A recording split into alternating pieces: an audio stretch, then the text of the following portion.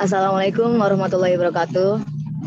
Waalaikumsalam warahmatullahi wabarakatuh. Waalaikumsalam warahmatullahi wabarakatuh. Perkenalkan, nama saya Debbie Lestari. Di sini saya bersama rekan kelompok saya.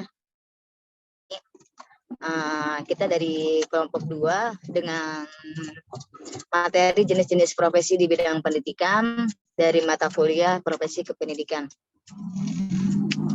Di sini kita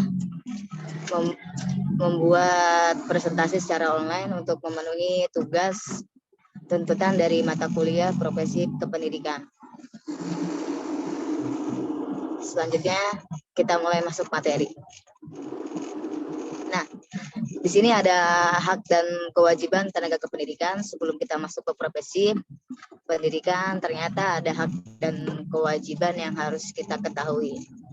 Sebagaimana dipaparkan dalam Undang-Undang Republik Indonesia Nomor 20 Tahun 2003 tentang Sistem Pendidikan Nasional, disebutkan bahwa pertama, memperoleh penghasilan dan jaminan kesejahteraan sosial yang pantas dan memadai. Kedua, memperoleh penghasilan sesuai dengan tugas dan prestasi kerja. Dan ketiga, memperoleh pembinaan karir sesuai dengan tuntunan pengembangan kualitas. Dan keempat, memperoleh perlindungan hukum dalam melaksanakan tugas dan hak atas kekayaan intelektual. Dan yang terakhir, memperoleh kesempatan untuk menggunakan sarana prasarana fasilitas pendidikan untuk menunjang kelancaran pelaksanaan tugas. Oke, slide selanjutnya. Di sini ada kewajiban juga, kewajiban yang harus dilaksanakan oleh tenaga kependidikan atau bagian dari profesi kependidikan itu menciptakan suasana pendidikan yang bermakna, menyenangkan, kreatif, dinamis, dan dialogis. Kedua, mempunyai komitmen secara profesional untuk meningkatkan mutu pendidikan. Dan yang terakhir, memberi teladan dan menjaga nama baik lembaga, profesi, dan kedudukan sesuai dengan kepercayaan yang diberikan kepadanya. Di sini seorang profesi kependidikan atau tenaga pendidikan itu mempunyai hak dan kewajiban ya. Terutama itu ada hak, tadi sebagaimana yang telah disebutkan slide sebelumnya, seorang profesi kependidikan atau tenaga kependidikan mempunyai hak untuk mendapatkan sarana prasarana dalam melaksanakan tugas, tetapi juga mempunyai kewajiban seperti menciptakan suasana pendidikan yang bermakna, menyenangkan, kreatif, dinamis, dan dialogis. Sebelumnya memang semua profesi itu nggak cuma di pendidikan itu mempunyai hak dan kewajiban. Biar apa mempunyai hak kewajiban itu? Nah, dia biar ada keseimbangan dalam melaksanakan pekerjaannya atau profesinya dia sendiri. Gimana sih kalau kita punya hak tapi kita nggak melaksanakan kewajiban, pasti itu juga mempunyai konsekuensi yang mungkin banyak orang yang tidak diinginkan. Maaf, contohnya seperti tadi kan, di seorang profesi pendidik itu punya hak apa sih? Nah, dia haknya tuh contohnya aja, dia dikasih sarana prasarana kayak gitu, dikasih penghasilan yang sesuai dengan profesinya dia sendiri. Gimana kalau kewajibannya dia tidak dilaksanakan, seperti kewajibannya dia tuh memberikan suasana pendidikan yang bermakna, menyenangkan, kreatif, dinamis, dialogis, atau seorang profesi kependidikan tersebut tidak melaksanakan kewajibannya, apa sih konsekuensinya? Dia bisa kebanyakan di seluruh dunia mungkin apabila kewajiban kita tidak dilaksanakan tapi kita mendapatkan hak, tentunya kita juga tidak akan memperoleh penghasilan kita sendiri, atau bisa dibilang penghasilan kita itu, hak kita itu ditahan oleh instansi atau suatu tempat pekerjaan kita sendiri. Dari sini udah saya jelaskan, lanjut ke slide selanjutnya. Kelas di bidang pendidikan sebagaimana tercantum dalam Undang-Undang Republik Indonesia Nomor 20 Tahun 2003 tentang Sistem Pendidikan Nasional. Disebutkan yang pertama itu adanya kepala satuan pendidikan, adanya kedua pendidik, dan yang ketiga adanya tenaga pendidikan. Dijelaskan lagi.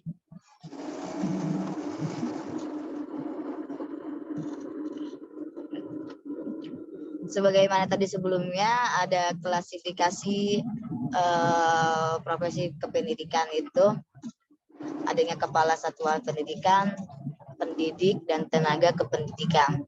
Di sini nomor pertama berarti ya, kepala satuan pendidikan. Apa sih itu kepala satuan pendidikan? Kepala satuan pendidikan adalah orang yang diberi wewenang dan tanggung jawab untuk memimpin institusi atau satuan pendidikan.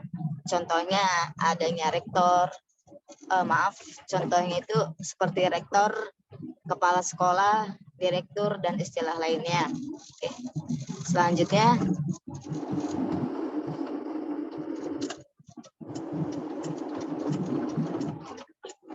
kedua itu pendidik. Pendidik adalah tenaga kependidikan yang berpartisipasi dalam penyelenggaraan pendidikan dengan tugas khusus sebagai profesi pendidik. Contohnya seperti guru, dosen, pengawas, fasilitator, ustadz, atau sebutan dalam istilah lain yang berlaku di masyarakat. Oke, selanjutnya.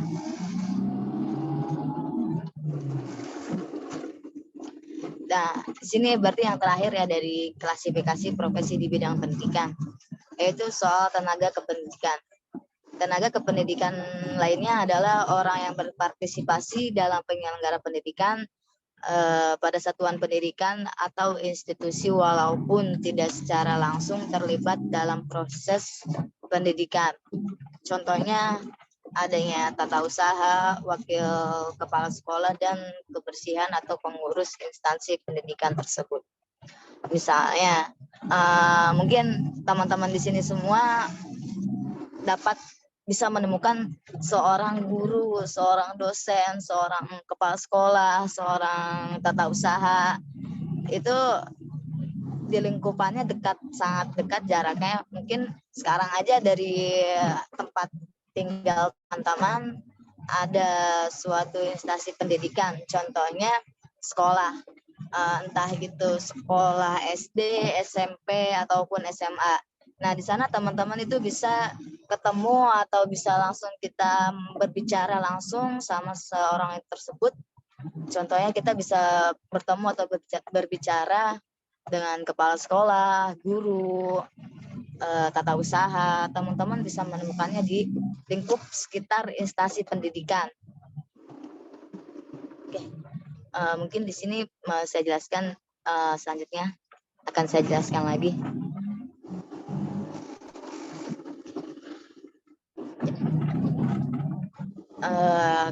Oke, masuk ke kepala satuan pendidikan. Di sini adanya rektor. Apa sih rektor itu?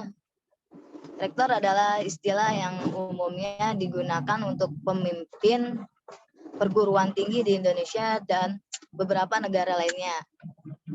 Kedua, adanya direktur. Direktur adalah seseorang yang ditunjuk untuk memimpin suatu lembaga, perusahaan, pemerintah, swasta, atau lembaga pendidikan politeknik. Kepemimpinan lembaga tersebut yang kemudian disebut instansi perseroan terbatas atau bisa disebut juga seorang direktur.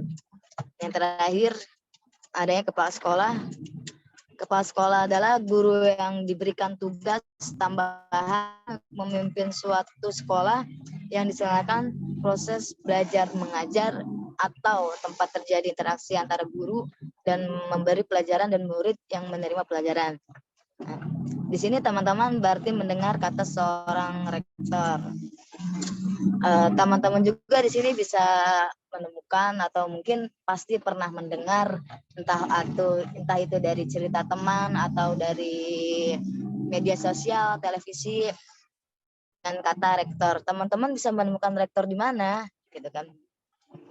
teman-teman bisa ketemu dengan rektor ini di suatu perguruan tinggi atau universitas selanjutnya.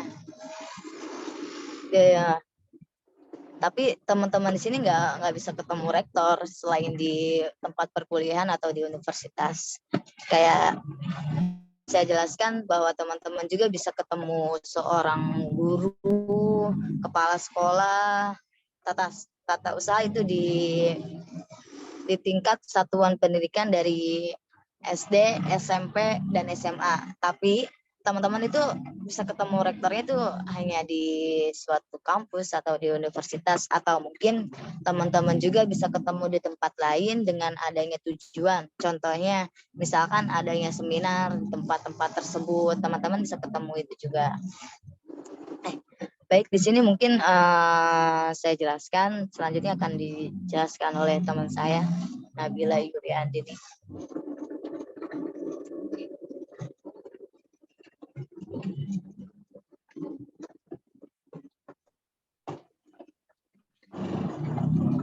Selanjutnya itu pada profesi pendidikan terdapat ada guru. Guru adalah seorang pengajar suatu ilmu. Dalam bahasa Indonesia, guru umumnya merujuk pendidik profesional dengan tugas utama mendidik, mengajar, membimbing, mengarahkan, melatih, menilai, dan mengevaluasi peserta didik. Selanjutnya ada dosen. Dosen adalah pendidik profesional dan ilmuwan dengan tugas utama mentransformasikan, mengembangkan, dan membaruaskan ilmu pengetahuan, teknologi, dan seni melalui pendidikan, penelitian, dan pengabdian pada masyarakat. Selanjutnya, pengawas. Pengawas adalah supervisor, yaitu pihak yang bertanggung jawab untuk melakukan pengawasan atas pelaksanaan suatu kegiatan. Selanjutnya ada fasilitator. Fasilitator adalah seseorang yang membantu mereka dan membantu mereka membuat rencana guna mencapai tujuan tersebut tanpa mengambil posisi tertentu dalam diskusi. Pada umumnya ada jenis-jenis pendidikan. Pada jenis pendidik ini ya terdapat yang kita jumpai adalah guru dan dosen, di mana dua profesi ini sangat kita jumpai pada dunia pendidikan. Slide selanjutnya.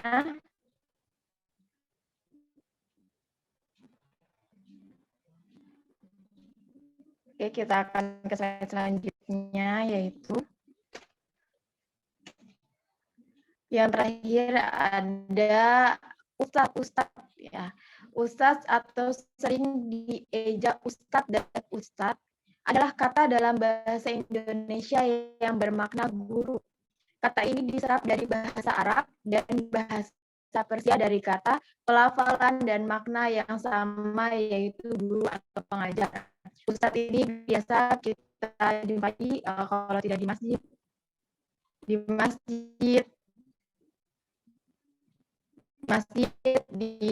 ataupun pada kegiatan seminar, pengajian, mungkin juga di sekolah sebagai guru agama dan lain sebagainya. Selanjutnya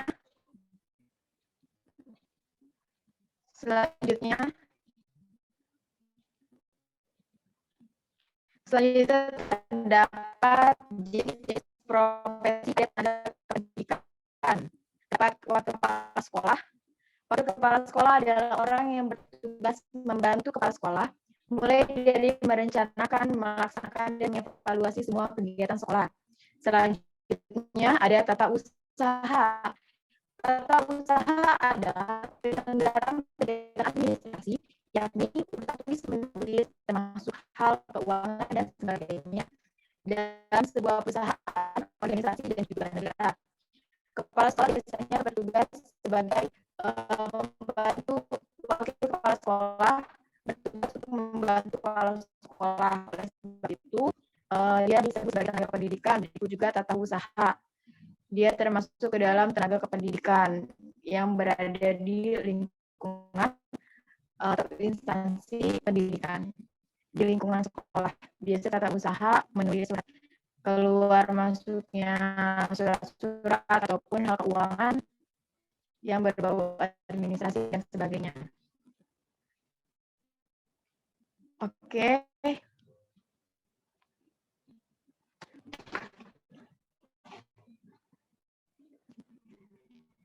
Dan yang terakhir, boleh selanjutnya. Oke, sudah sampai. Terima kasih. Mungkin itu saja materi yang dapat kami sampaikan. Kurang lebihnya mohon maaf. Sebelumnya ada yang ingin bertanya? Assalamualaikum warahmatullahi wabarakatuh. Perkenalkan, saya Erin Desianingrum. Izin bertanya, bagaimana jika guru mengajar tidak sesuai dengan basicnya? Itu saja, terima kasih. Wassalamualaikum warahmatullahi wabarakatuh.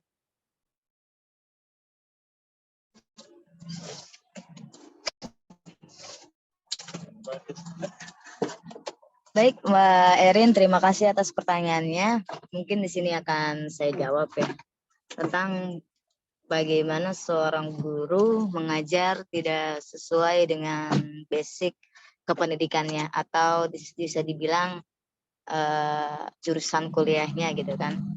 Misalkan seorang guru mengajar atau dia awalnya dia dengan jurusan atau pendidikan geografi, tetapi ketika dia sudah mengajar entah di SD, SMP atau SMA, dia mengajar matematika.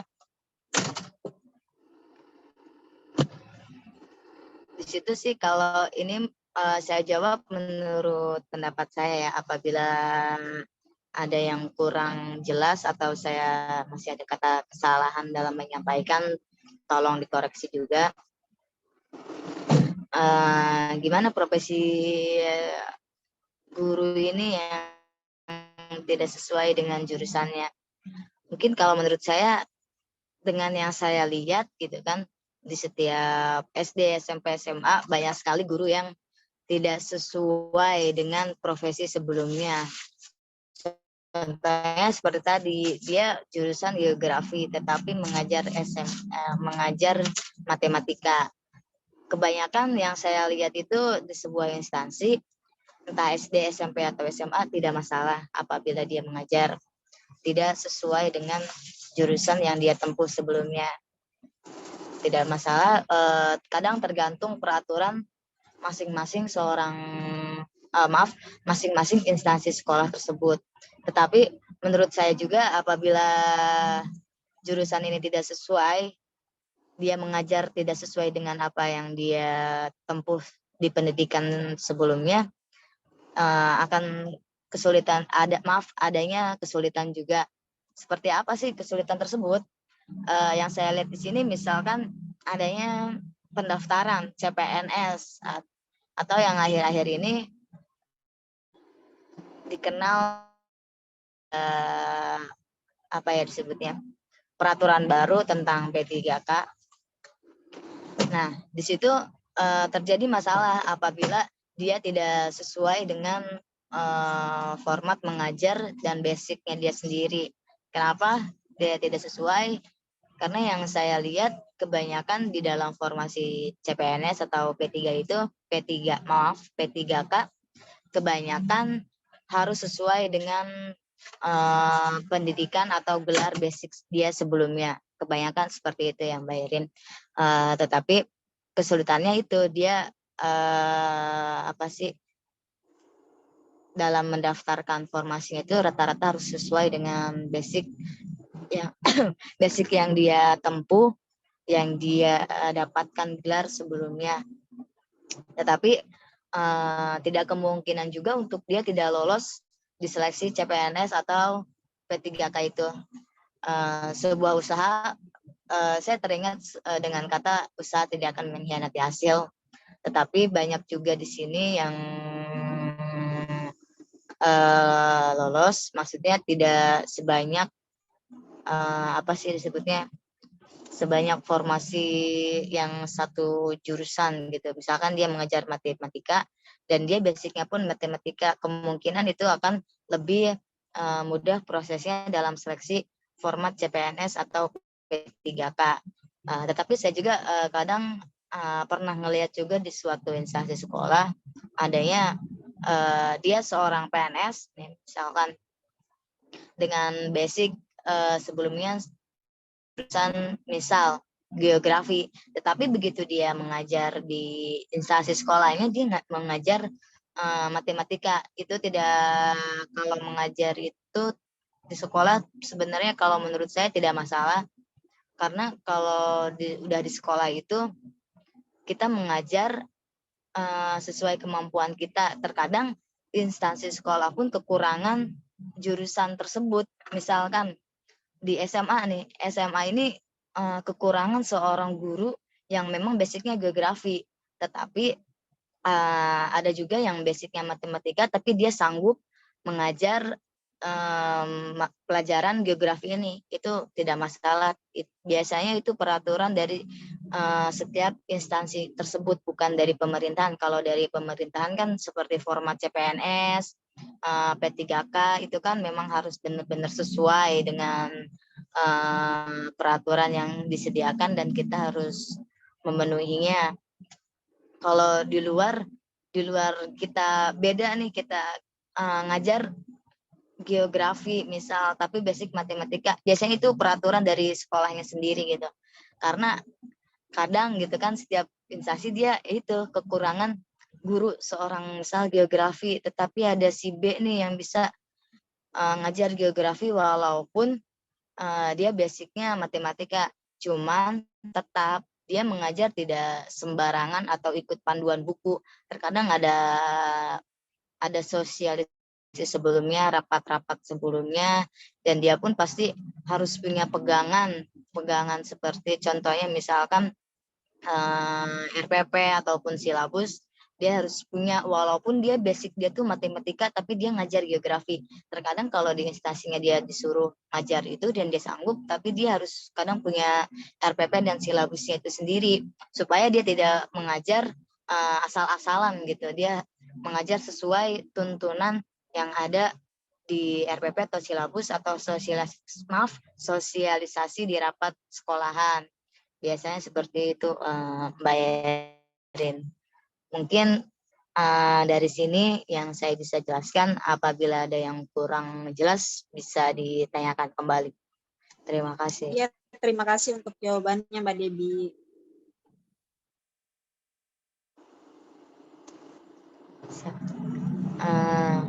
Dari sini apabila di sini Mbak Erin sudah paham, bisa dilanjut ke pertanyaan sebelumnya apabila ada yang ingin dipertanyakan.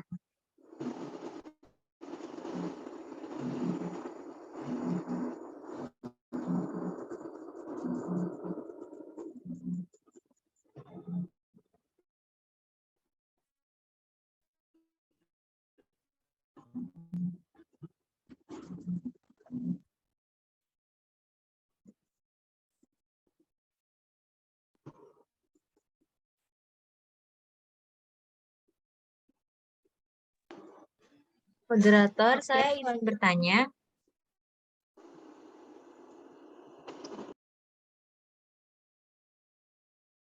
Ya, Bagaimana? silakan. Oke, bagaimana pengembangan profesi guru agar dapat mewujudkan pendidikan yang berkualitas? Terima kasih. Oke, saya ulang pertanyaannya. Tadi bagaimana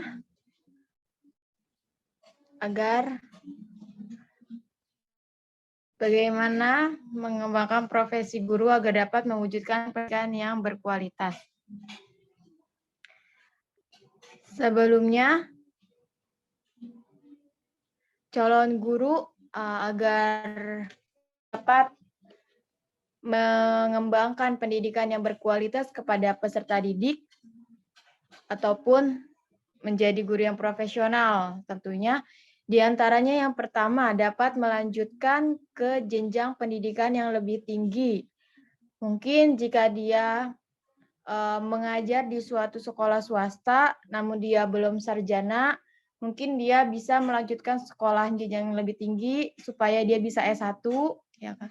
Karena kan sebagai pengalaman dan wawasan juga agar semakin bisa menjadi guru berhasil atau bisa berhasil menjadi guru yang berkualitas dan lebih baik lagi ke jenjang yang lebih tinggi, bukan hanya sekedar mampu melakukan penambahan gelar, namun juga terimplementasikan pada prestasi-prestasi yang dimiliki. Dan ilmu yang didapatkan akan lebih banyak lagi, serta pemahaman tentang apa yang diajarkan bisa lebih dalam lagi kepada peserta didik. Yang kedua, mengikuti pelatihan yang menunjang kualitas guru tersebut. Ya, apabila nanti kita ingin menjadi guru yang berkualitas atau yang profesional, ya, berkualitas. Karena jika gurunya berkualitas, nanti insya Allah peserta didiknya pun akan mempunyai kualitas lebih baik juga dari peserta didik yang lainnya. Yang kedua ya tadi mengikuti pelatihan yang menunjang kualitas guru, ya dengan cara itu semoga ada perubahan yang terjadi pada sistem dan metode belajar siswa yang akan diajarkan. Karena dengan banyaknya wawasan mungkin dapat meningkatkan mutu guru tersebut agar kemampuannya berkembang terus karena telah melewati pelatihan-pelatihan yang telah dilakukan. Yang ketiga, aktif melakukan penelitian atau menulis tentang apa masalah yang terjadi pada peserta didik agar sebagai bahan evaluasi dan juga meneliti guru dengan selalu melakukan penelitian, guru akan lebih memiliki daya pikir dan analisis yang baik. Kemampuan tersebut dapat menambah skill guru tersebut untuk mengajarkan kepada siswanya. Yang keempat, menciptakan budaya organisasi pembelajaran. Artinya menciptakan lingkungan yang mendukung aktivitas pembelajaran, dengan begitu dapat meningkatkan kualitas mengajar seorang guru di dalam kelas.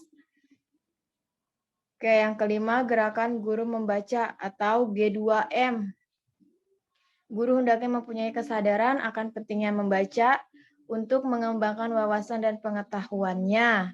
Karena sebagai guru atau pendidik, kita seharusnya lebih mengetahui apa yang sedang kita ajarkan kepada peserta didik kita. Jadi, jangan sampai ketika kita ingin melakukan sesuatu, mengajarkan sesuatu itu belum kita tahu atau malah kita belum tahu apa-apa tentang apa yang kita ajarkan tersebut.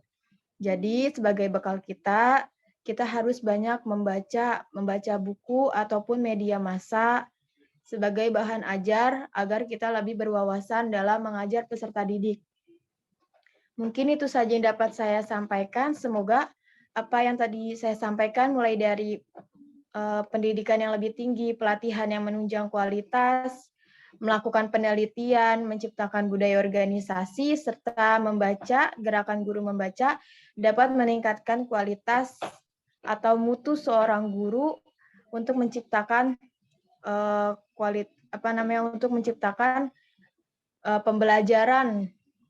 pembelajaran yang efektif, mewujudkan pendidikan yang berkualitas, maupun peserta didik yang lebih bagus lagi ke depannya. Mungkin itu saja yang dapat kami sampaikan. Saya Nabila Yulia Andini dan teman saya Debbie Lestari mohon undur diri. Kurang lebihnya kami mohon maaf apabila ada kesalahan kata. Terima kasih. Assalamualaikum warahmatullahi wabarakatuh. Waalaikumsalam warahmatullahi wabarakatuh.